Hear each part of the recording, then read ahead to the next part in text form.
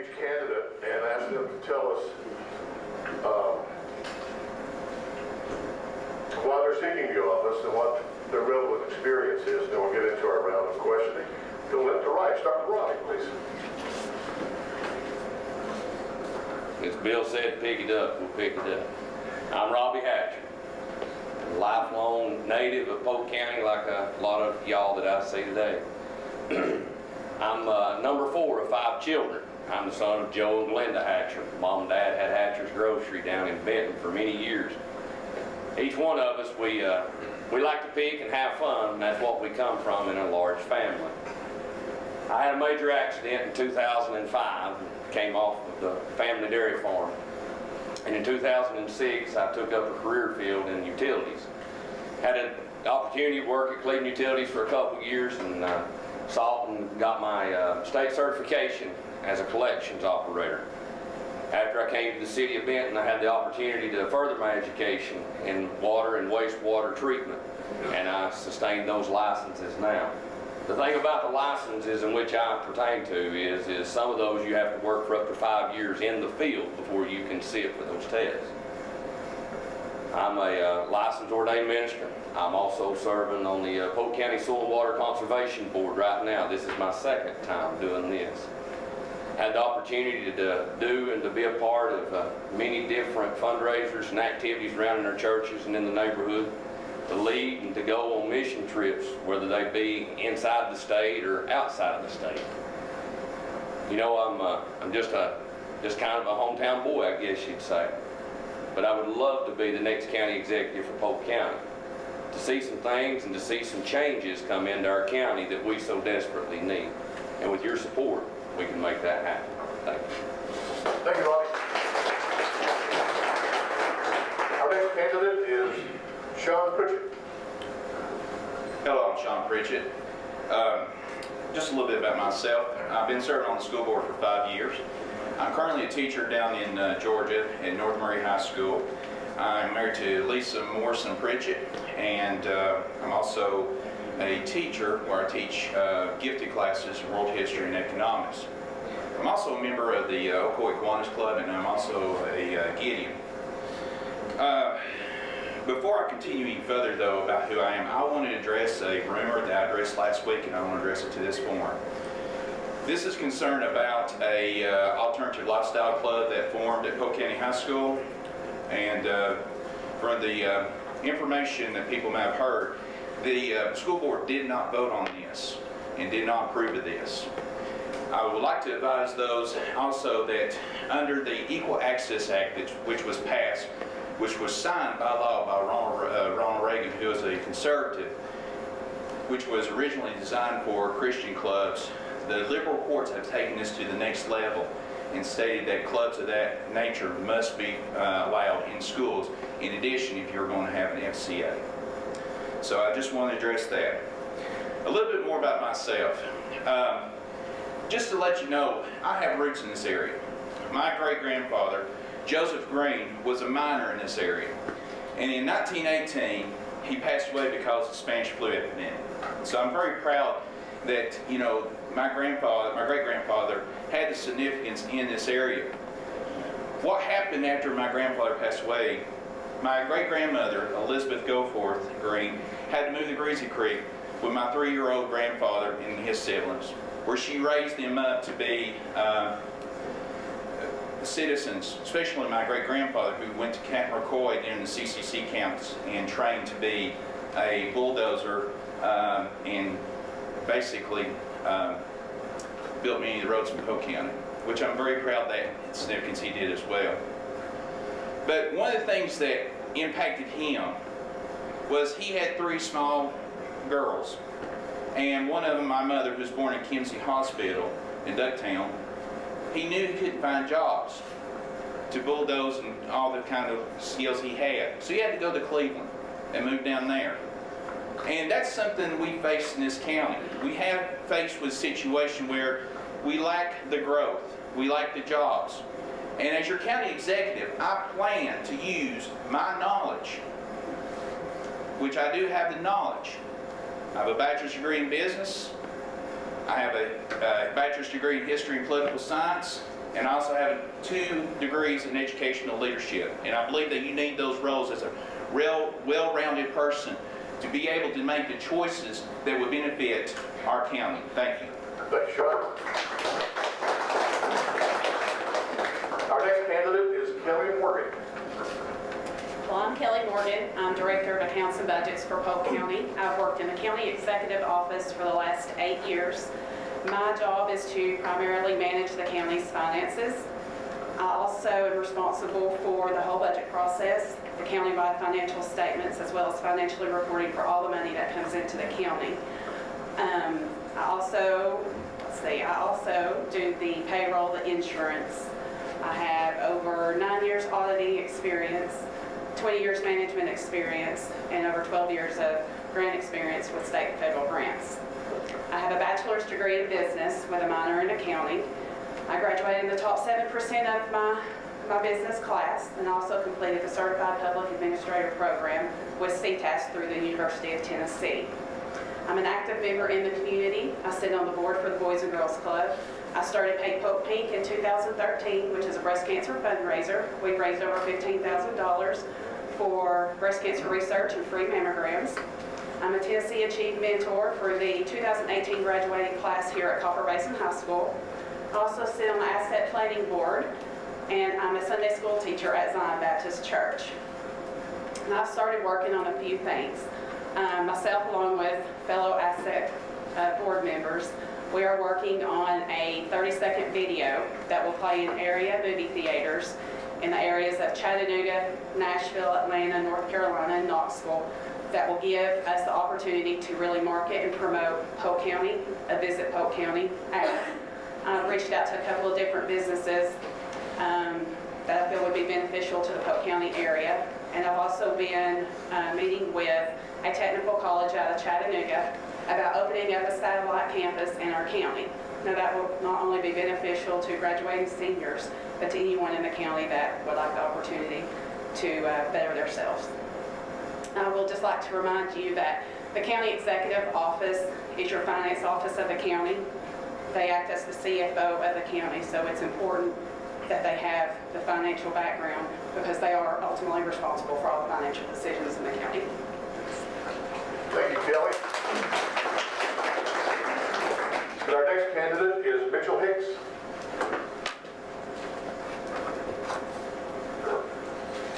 I'm Mitchell Hicks, and I am seeking the Democratic nomination for the office of County Executive. I'm a lifelong resident of Polk County, having lived both above and below the mountains. I am the son of Roy and Unita Hicks, and the stepson of Bud Hicks, who I feel quite sure most of you here know. And I've also been married to my wife, Sherry, for 30 years. I have over 25 years of business and financial experience, all of which has been here in Polk County. I have an associate's degree in science with a concentration in business from Cleveland State. I'm also a graduate of the Tennessee School of Banking, as well as the Southeastern School of Consumer Credit, both of which were held at Owen Graduate School of Management at Vanderbilt. Additionally, I earned certification from the Robert Morris Commercial Lending School at Eastern Carolina University, and I've worked in the Polk County Trustee's office for the last 4 years. That's a little about my education and my experience, but a little more about my background is I've worked since I was 15 years old, starting in Bud Hicks' junkyard right here in Poplar Hill. After I graduated from Basin High School, I worked about 1.5 years at Lay's distribution plant in Cleveland, Tennessee. And then I worked for about 4.5 years as a laborer at Diamond Carpet Mill in Chatsworth.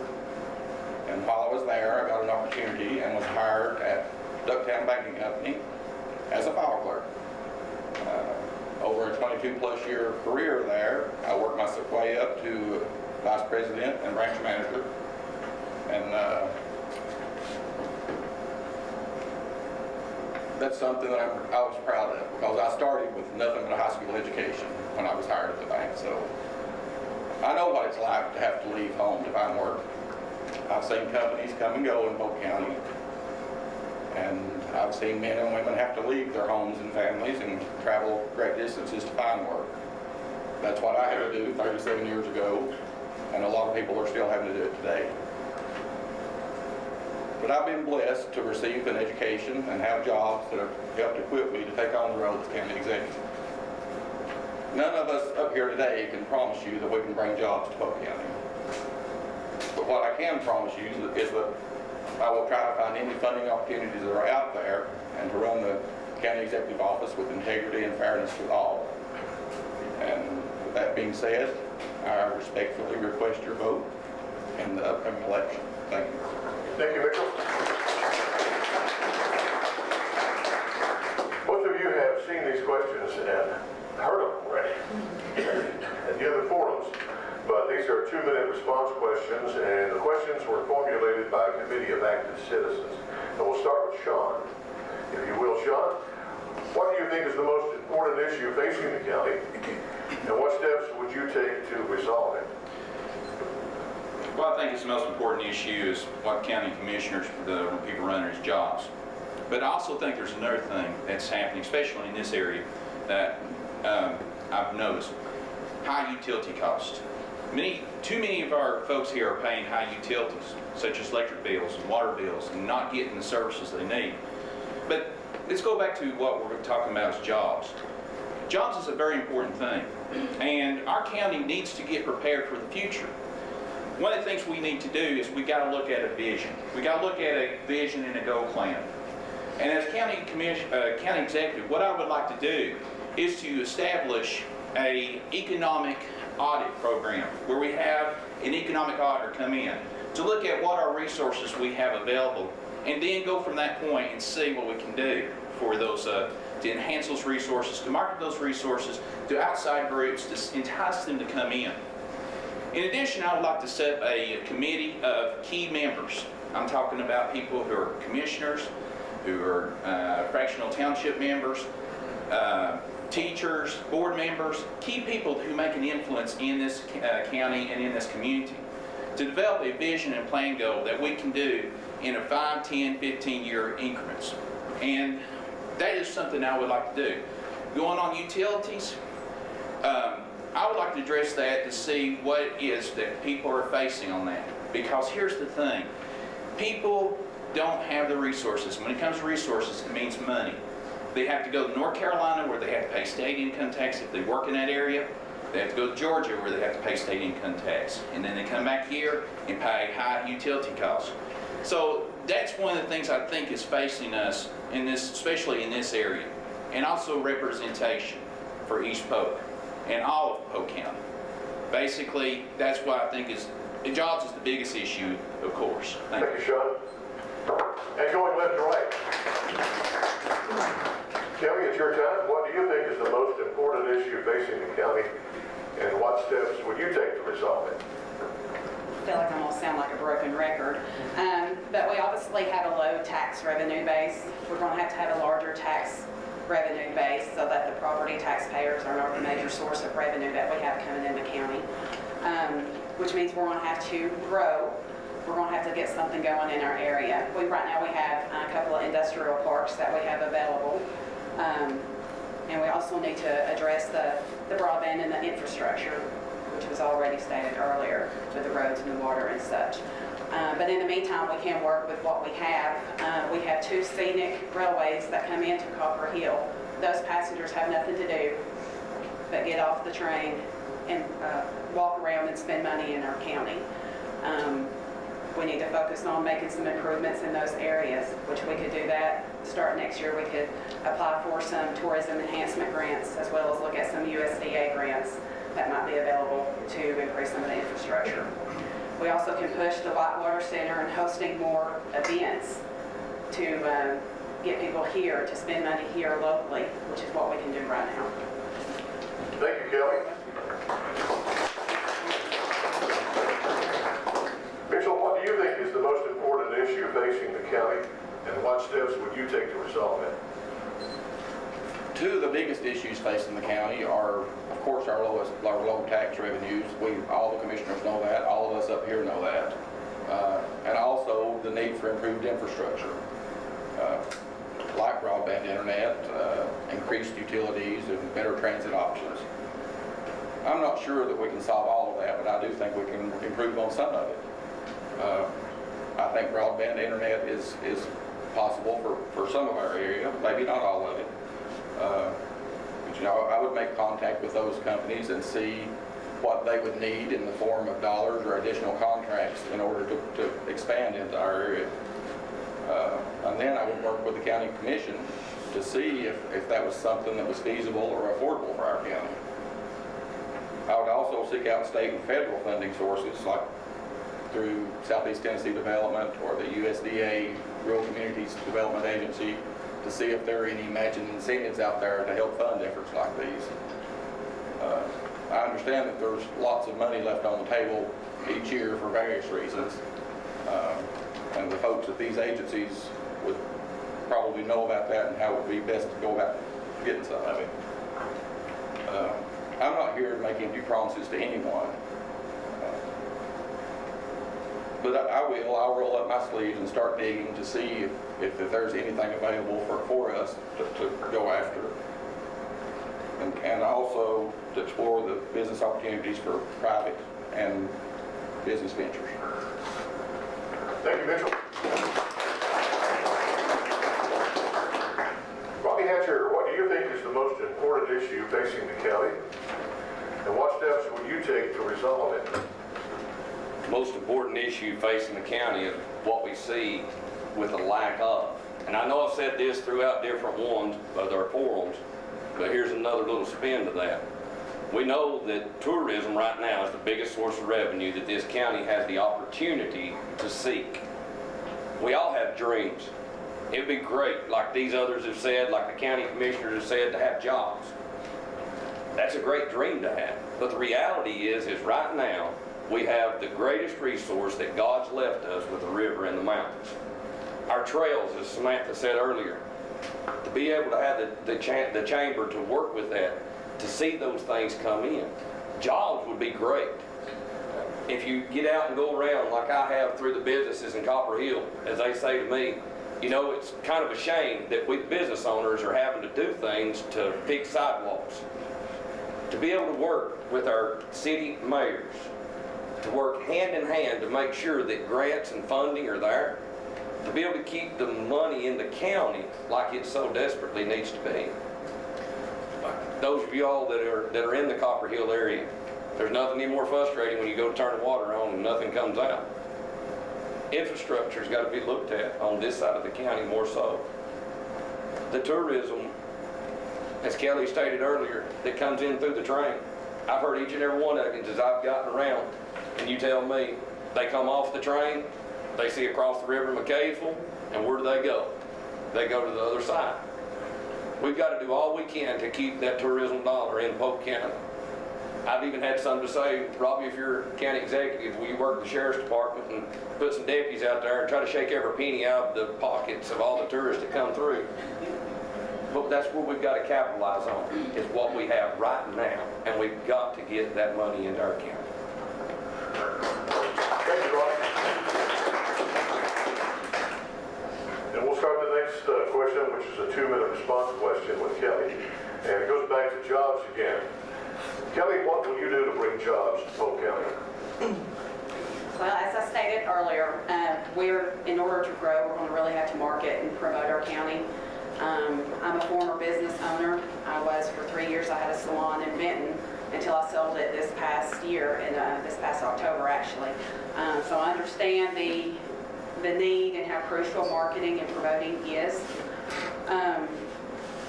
But we have to look at our county as a business, and in order to get people here, as far as businesses and jobs go, but as well as tourism goes too, you're going to have to market. People can't come if they don't know what they're missing. But that means we're going to have to work together. As I said earlier, I've already started work on a grant with the chamber and with the asset planning board to really market and promote our county. But as elected officials, we're going to have to learn to work together. You're going to have to put your political differences aside and really focus on the best interest of the county. And that means working together and having the interest of the county at hand at all times. You're going to have to work with the chamber, with the business associations. I know for a fact that there are some local investors that is interested in tourism in our area. And so hopefully we can get some of the McKaysville and the Blue Ridge growth to make its way on down to Polk County. But we're going to have to learn to work together and work hard at doing it. Thank you, Kelly. Mitchell, what will you do to bring jobs to Polk County? First, I would work with the utility providers to see what output capability they currently have to support further business, and if they would need expansion to bring things to our county. And then I would work with the county commission to see if there are any sort of, I guess, limited tax breaks available to companies that are hiring a certain number of employees, or also to tackle some tough issues about what might be keeping some businesses from locating here. I would also pursue options which don't require as much infrastructure change, like Commissioner Pippinger mentioned a few weeks ago, like call centers. That might be something that would be feasible for us. But businesses aren't going to come here unless we have the needed infrastructure to support them. And they're not going to pass up nearby counties that already have that infrastructure in place unless we can somehow make it more attractive for them. But we have to be realistic.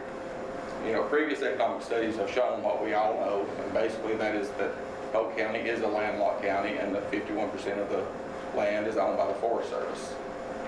That alone has always, and in my opinion will always, limit our opportunities for growth as far as our tax-based revenue. I'm not saying we shouldn't try to get, as the commissioner said, to relinquish some of that land back, but I feel like that's going to be a tall task for any of us. But you know, sometimes we have to work with what we have, and what we do have is our natural resources. And by that, I'm basically talking about our rivers and trails, and I think we need to continue to market those and take advantage of the tourism. And, you know, also take advantage of our neighboring counties who market this area as their own, because it really doesn't matter who gets the people here. It's our job to keep them here and keep them spending money. Thank you, Mitchell.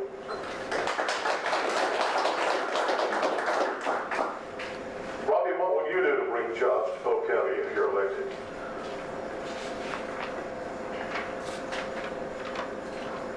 Bring jobs into Polk County, it's going to be a task, because as everybody said, the infrastructure. Those jobs, those businesses that have to come in, they've got to have some major things, as sewer and water. And those have to be able to be provided to have those jobs that come in. The thing though that we've really got to look towards is the jobs that are already in the county, that are just waiting to be capitalized on. As I said earlier, I love it every time we get to come up and down the river, even though you get behind somebody running about 30 miles an hour and it slows you down for a little while. But if you really look as you come up today, all the opportunity that's right there for the money to be collected in this county, if that money was collected into the county and if it was held and taken care of, then we could use that money from the Whitewater Center, from all the tourism that comes in, to be able to help and promote our county. Without the promotion, though, of our county, jobs will not come in. I'm a small business owner. Okay? Each and every day, as my history goes back through my family, I've said it many times, you better thank a farmer. If you got up this morning and eat, you better thank that farmer. But the thing is like our family farm and the things that we're going to be going through, we've got to find another way now to juvenate money. We've got to find another way to be able to raise and take care of ourselves. This county's got to do the same thing. Advertising our county as such, to promote what we have right now, to bring jobs into this county. And without the promotion and without the chamber being able to do that, jobs won't come into our county. Thank you. Thank you, Robbie. And Sean, what will you do to bring jobs to the county if you're elected? Well, one of the things I mentioned before is look at our vision plan, what we want to do the next 5, 10, 15, 20 years based on our goals, and work from those goals. One of the things I would like to also do is look at, from the economic perspective, our historical value on resources and how we have utilized those resources for the benefit of our county. And go back to that and see if we still have some form of resources we can capitalize to make our county economically viable. One of the things that I've come across is state Tennessee, the Tennessee Department of Economic Community Development, has established a program called Tennessee Smart Start, which is a program that entrepreneurs, beginning entrepreneurs who want to form a business can get training to establish themselves.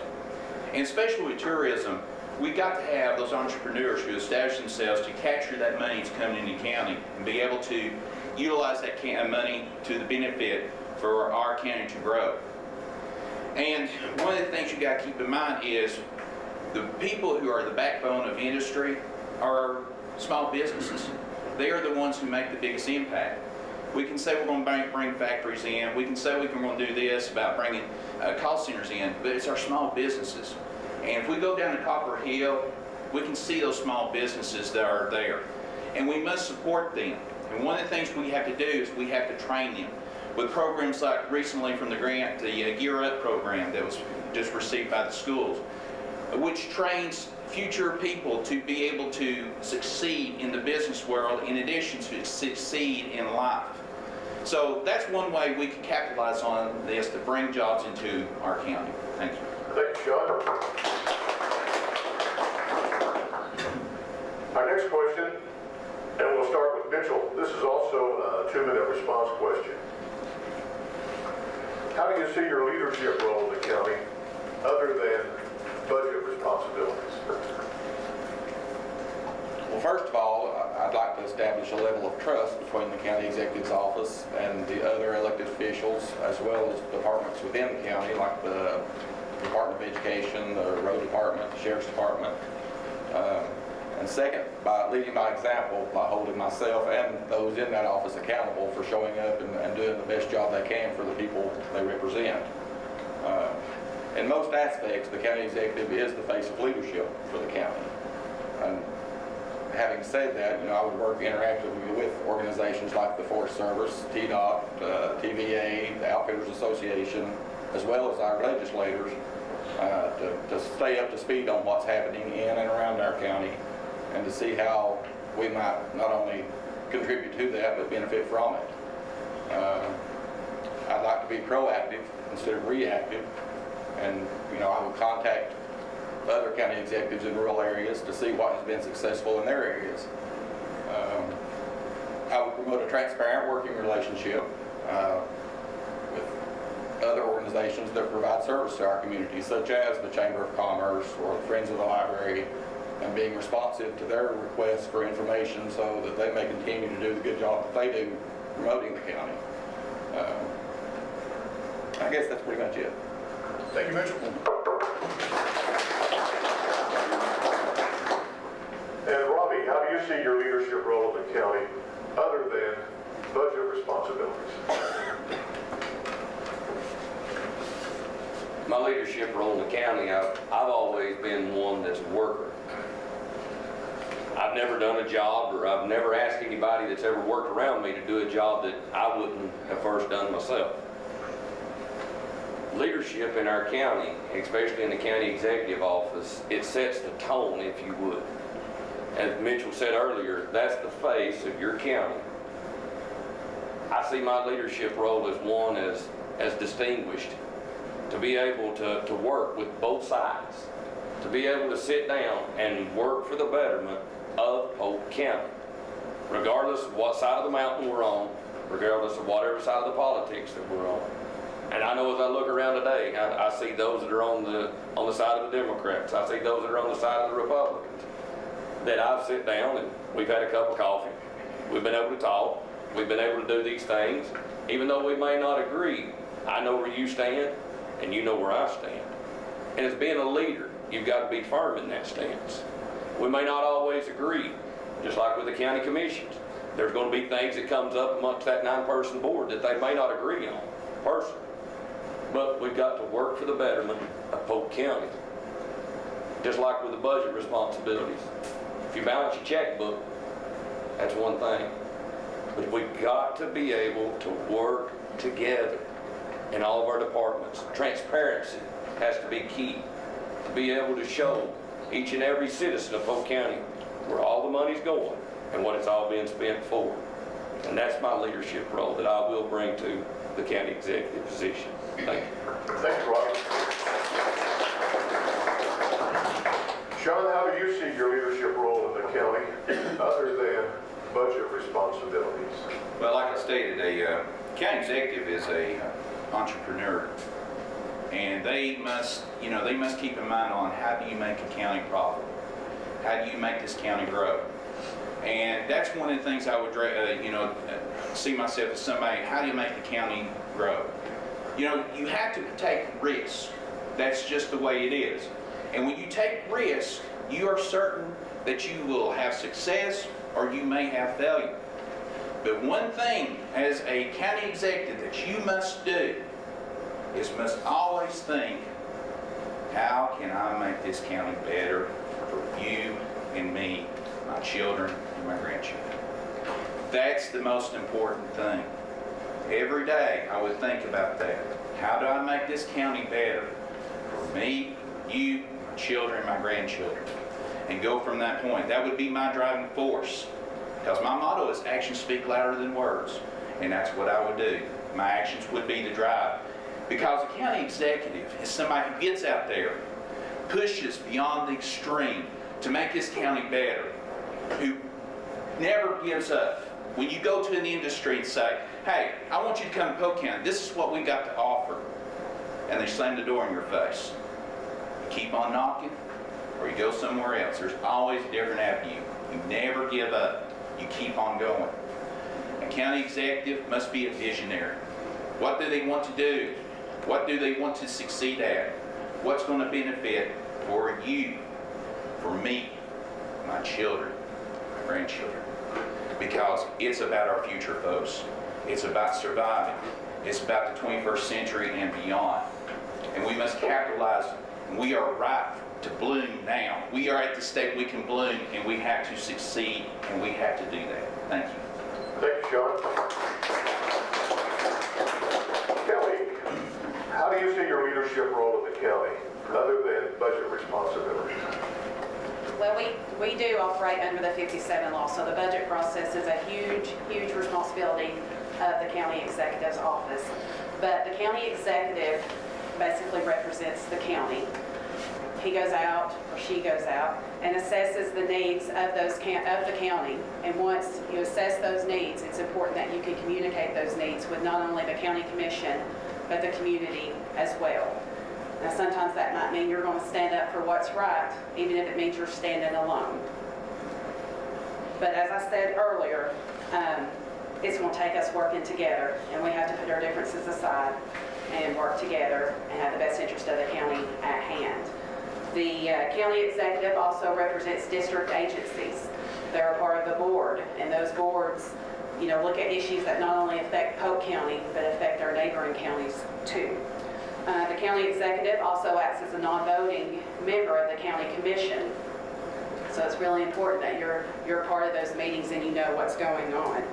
So basically, to sum it up, the county executive is going to set the direction, have the vision, and you're going to work to make that vision happen. Thank you, Kelly. We'll move down to pool questions. These are also 2-minute response questions, and we'll start with Robbie. And this one pertains to the hospital. Do you have any plans to determine the county's best option with regard to the hospital?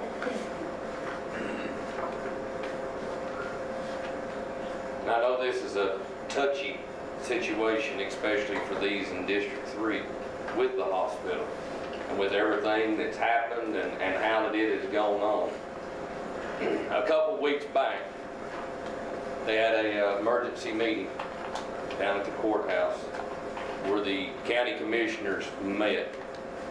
What was something about that is I know Roy was there, Sean was there, I was there. I had no other plans except for a phone call a couple weeks before. As a gentleman called that was looking and would want to know some of the information about the hospital. His thought is that he might be interested in purchasing it. But whenever you come into the county commission meetings and everything as it takes place, it'd be nice if we could see exactly what's going on. I know with the hospital, and I know that it's vital for this part, this region in District 3. You have to travel outside to even try to get any kind of care. It would be great if a walk-in facility of some kind. It would be great to try to get these things in. Nursing centers, nursing homes, something for this to come about. Because why? If not, the county's going to have to absorb that. If the county has to absorb it, guess who does? We as the taxpayers. So it's important for this hospital. And it's important for the county to look to establishing something for the people in District 3 to be here. Thank you. Thank you, Robbie. John, the question is, do you have any plans to determine the county's best option with regard to the hospital? To me, the hospital is a very vital thing to have because, I mean, people need care and so forth. And one of the things I would look at is I would look to see if we can try to entice some kind of medical group or something like that to come in and utilize that building because it's just sitting there. I mean, people are now having to go over to the Fannin County Hospital to utilize that. And one of the concerns now, as I just heard, is that they are going to close down their maternity ward. And so people are having couples are having babies and things like that are having to go to Cleveland or they're going to have to go over to North Carolina. And that's just a major inconvenience. And, it's not just a hospital we're having a situation with. It's, like Piggly Wiggly grocery store closing down. I mean, that was a key thing. I mean, they're having to go to Georgia, and that's money that's also going outside this county. Having a hospital, going back to that, it's very vital for the community. And if I'm county executive, I'm going to work to see about reestablishing something over there that will allow for proper care, emergency care, or something like that to happen. Thank you. Thank you, John. Kelly, do you have any plans to determine the county's best option with regard to the hospital? Well, the county didn't ask for a hospital, but we kind of got handed one. So the best option we have is to find a potential buyer for the hospital. I know the county executive, along with Doug Collins, as well as the attorney, have met on several different occasions with several different prospective buyers. Ultimately, like I said, the best resolution is going to be to find a buyer. I know part of the foreclosure process that is going on will be that RFPs will be sent out, those proposals sent out to potential buyers that are interested, seeing what they have to offer and what they're willing to pay. Hopefully we can find a buyer that will open up some sort of healthcare facility and, pay the debt to those employees that are still owed money that never got paid. Thank you, Kelly. Mitchell, do you have any plans to determine the county's best option with regard to the hospital? Well, I think we all know that the best option is to find a buyer for it. It's my understanding that the county is in the process of foreclosing on it. I think it'll be hard to find a buyer simply because the equipment in that facility is extremely outdated. I think you're going to get pennies on the dollar for what it should bring if the stuff was up to date. But I think we need to aggressively, once we take possession of it through foreclosure, is to keep searching and trying to find somebody to buy it, just because the people in the east end of this county desperately need some place to go to, whether it's just an urgent care center or whatever. Thank you. Thank you, Mitchell. Our final question, also a 2-minute response time. And we'll start with Sean on this one. Sean, what steps would you aggressively take to make sure broadband internet is available to every home and business in Polk County? Well, this is a question I've had multiple times, and like I stated, a few months ago in February, I went down to Cleveland, and where Volunteer Electric was introducing a program with Twin Lakes, and got to see that program. But the thing is, is Volunteer Electric doesn't service this area. Tri-State does. And one of the things I would do is I would go to Tri-State and see what kind of broadband service, are they got anything in the future to do, anything like that, and see what we can do about working together to offer some kind of service. But there's alternate choices. You know, you got cable companies, you also have DirecTV, which is owned by AT&T. You can go through those options because, I mean, one of the things we got to keep in mind is broadband is the backbone. We don't think of it like that. Broadband is the backbone to industry. It's the backbone to education.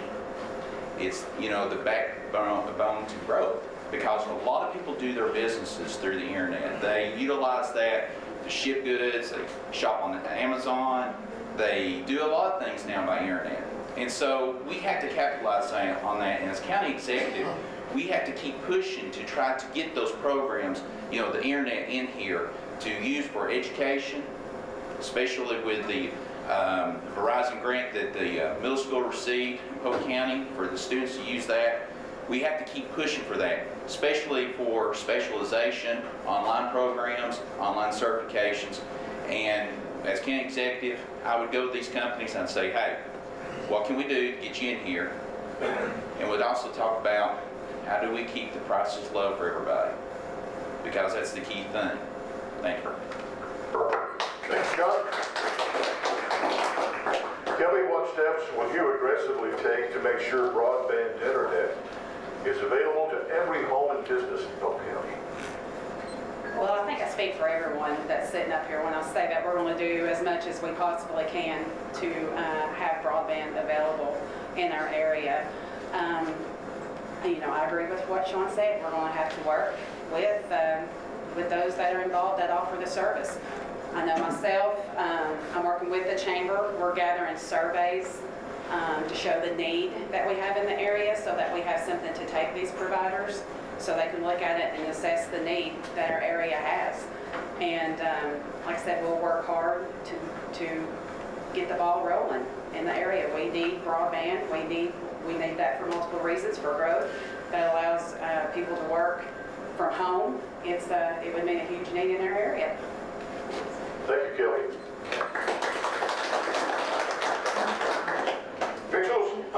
Mitchell, what steps will you aggressively take to make sure broadband internet is available to every home and business in the county?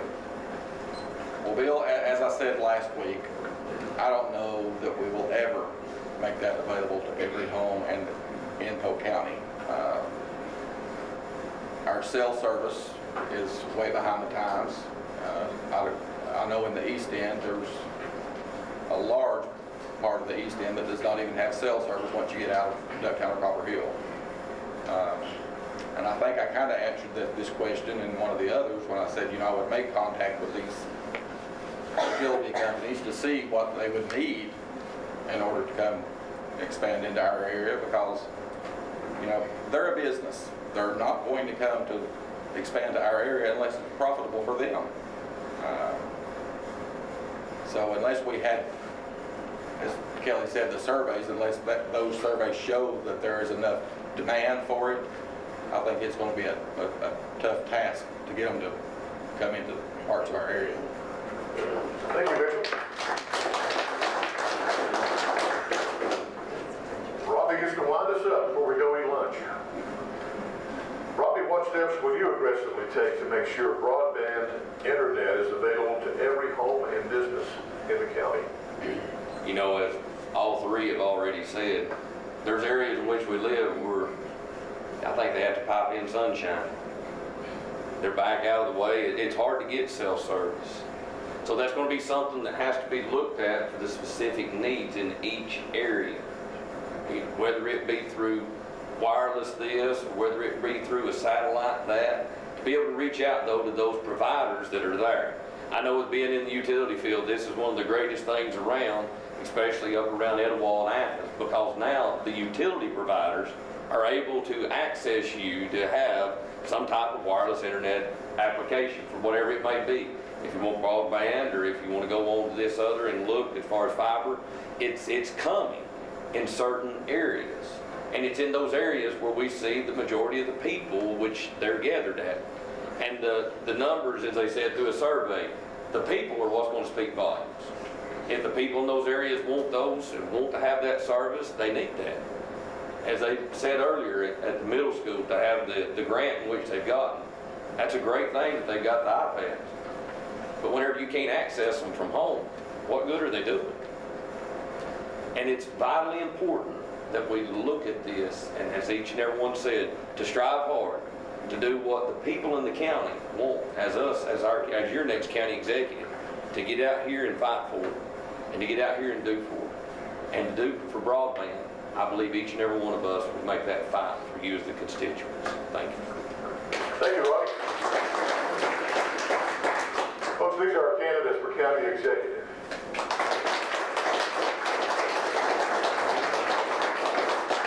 We've had a really good turnout for these forums, but it would have been better if we had had the Polk County News back in operation.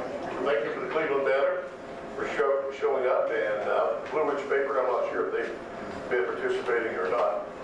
But Polk County News is on the way back. And one of the new owners is here, and I hope she will introduce herself and say a couple of words. I'm sorry to put you on the spotlight. I am put on the spot. My name is Candace Bates, and I'm the wife of Walter Bates. And we have taken the mantle, and we are pushing forward, working hard with Cheryl, and the community support is amazing, and we appreciate all of you. We have a website. Please contact us for anything. Thank you so much. Thanks, Ken. Good luck. It's thepolkcountynews.org. Okay, great. Thanks to Polk County Indivisible and also the Chamber of Commerce putting the forums together. A lot of people, a lot of volunteers have put in a lot of hard work to get these organized. Thanks to all the candidates for taking time out of your Saturdays the past 3 weekends to come out and address the issues. And have a great day.